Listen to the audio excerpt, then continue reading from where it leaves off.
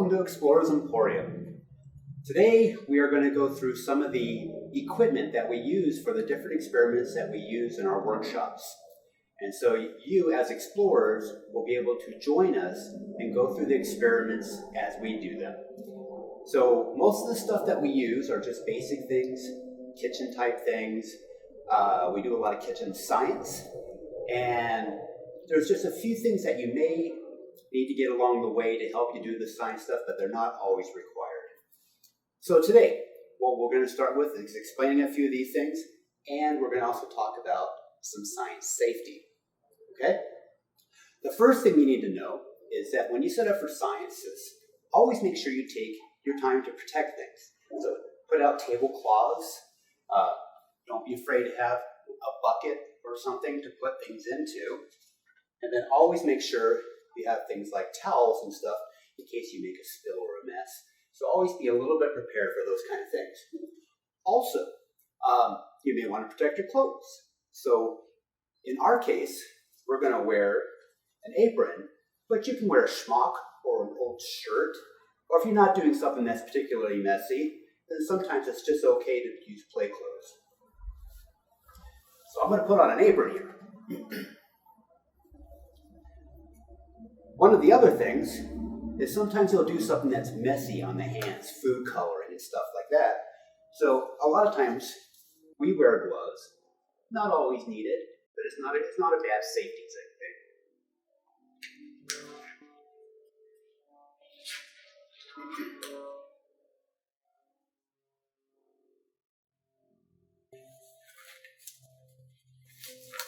Gloves.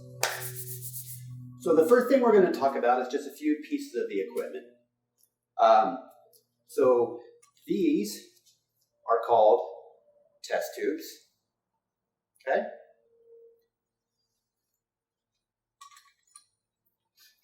These, nothing more than an eyedropper. We call them pipettes. Sometimes we use weighing boats. Measuring cups, also teaspoons and things like that are very helpful. Tongs. Sometimes you'll need tongs to pick up something that's a little bit hotter.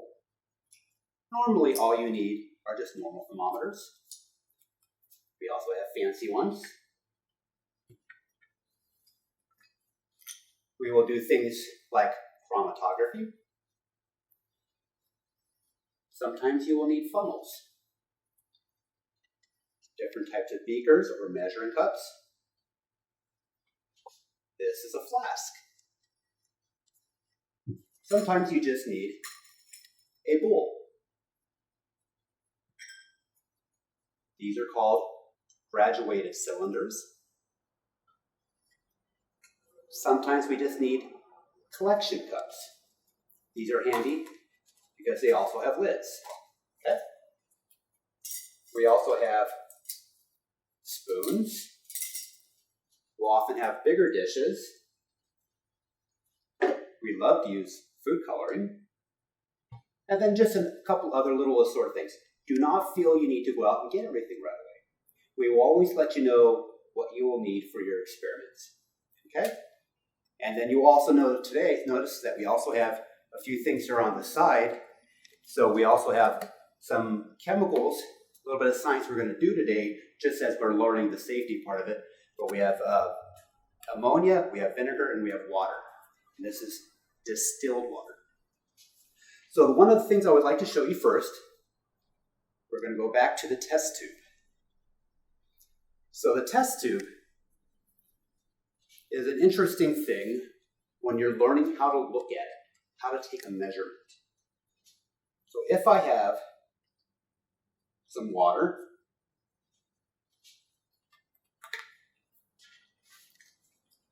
we're going to take a little bit of that water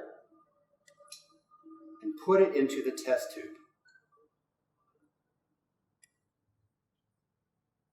There we go. So inside the test tube, if you do this, you will notice that the water is in kind of a U shape on the inside of that test tube. So it's in this U shape. It's kind of a crescent. We call that a meniscus. So this curve is a meniscus.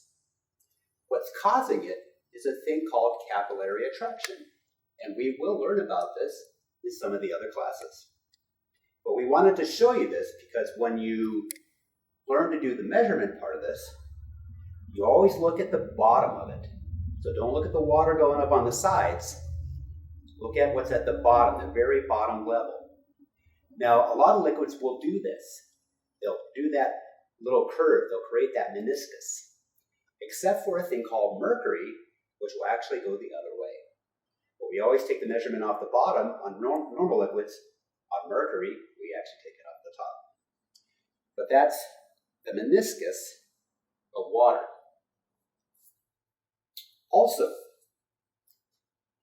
as you do science, you will notice that this meniscus will also occur in things like graduated cylinders and in beakers.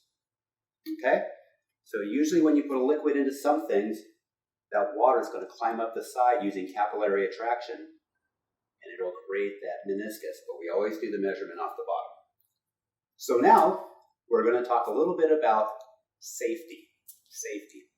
Some of the things we're going to do during these science workshops, you will be working possibly with a hot plate, so note to never touch the hot plate, and we will make sure we reinforce that when we go to do the workshop that involves that. One of the other things that happens sometimes is you're working with things that look very similar to each other. So in other words, I have a thing that's called ammonia here. It's made up of nitrogen, hydrogen. And if I were to pour it, it looks an awful lot like water.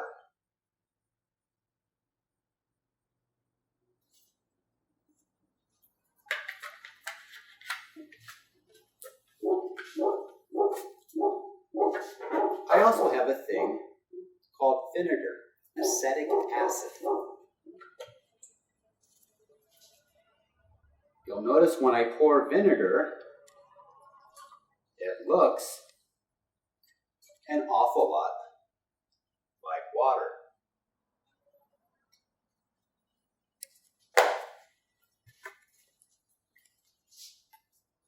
And of course, the last one is water.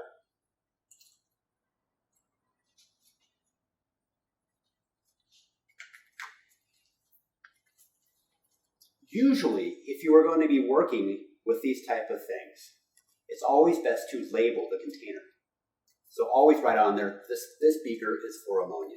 This beaker is for the acetic acid, vinegar, and so on. That way, when you're looking at it, you know exactly what you're grabbing.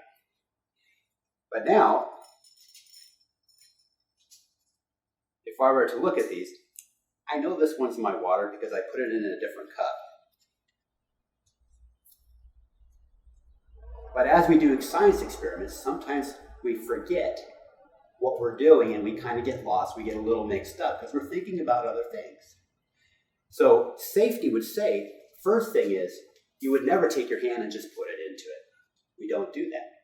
Okay? You never want to put your finger in the different things that you're working with. Another thing too is, you never want to just taste it, and you certainly never want to just even put your face up to it. So we always keep our distance away from the things that we're working with. The way we will often tell what things are is we can smell them, and we also can do things that test what these chemicals might be. For instance, this here,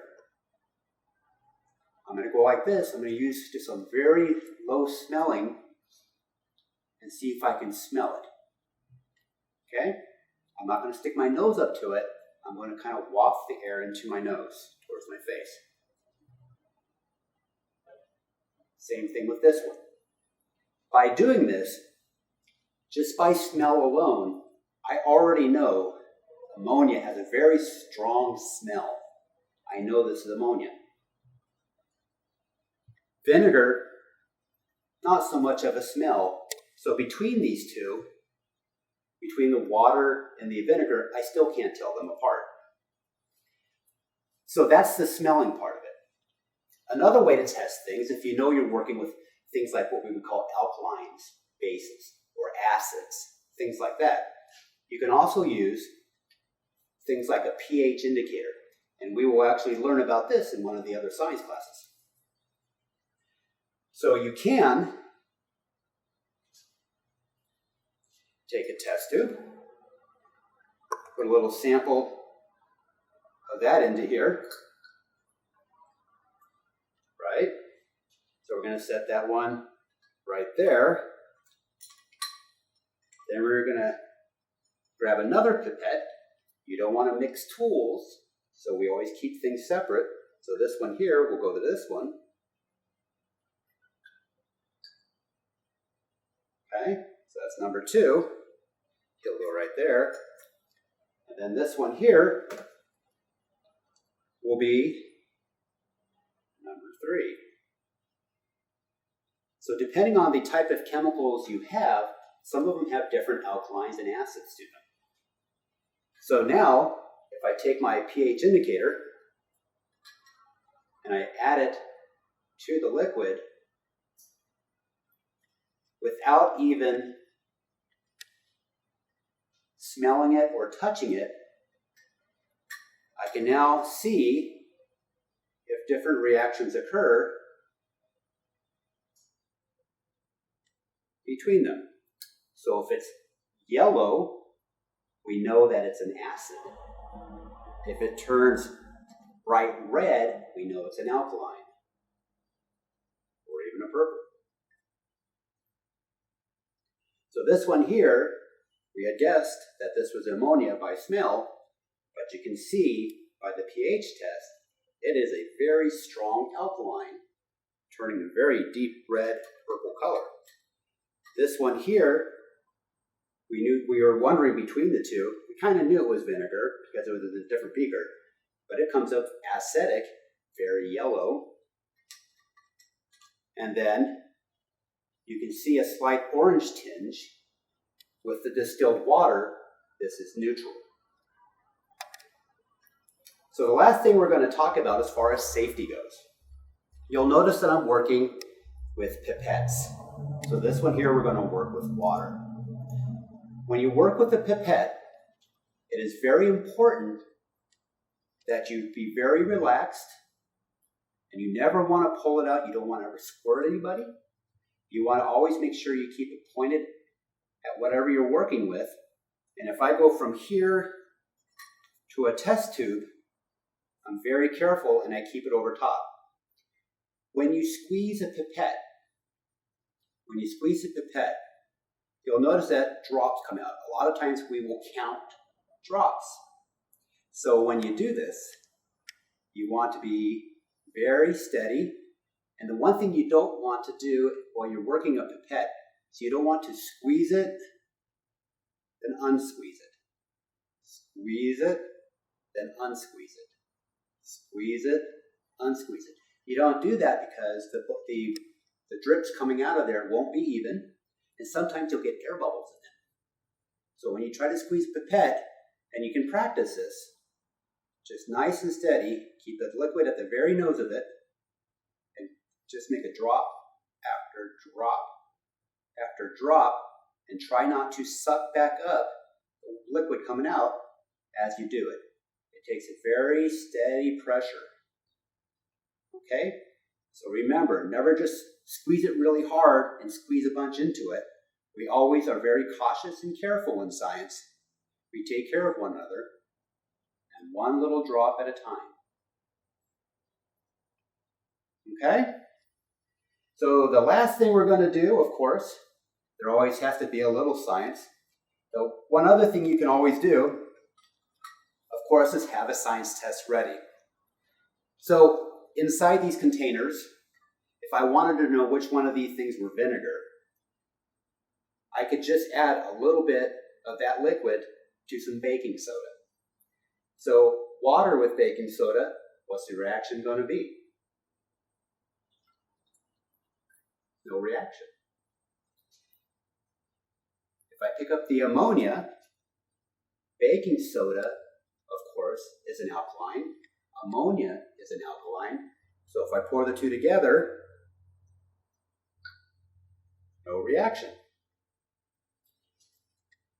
Now because vinegar is an acid, baking soda is an alkaline,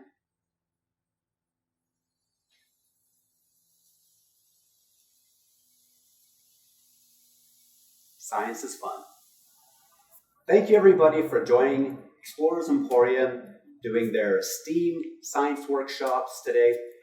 Thank you for taking the time out to learn about the different science equipment and some safety involved doing some science. If you liked today's video, please give it a thumbs up. Please don't hesitate to subscribe to the channel. Please join us on Facebook and Twitter as well. We will always be happy to post the different things that we're going to be doing in the upcoming videos that will be there. Also, please, if you have questions, don't be afraid to post them down below, or join us on Facebook and join the Explorers Emporium Explorers, and you can put your questions there too. If there are science classes you would love to see later on, please ask. We're happy to see what we can do to accommodate them. And thank you once again for joining Explorers Emporium Explorers STEAM workshops. Have a beautiful day.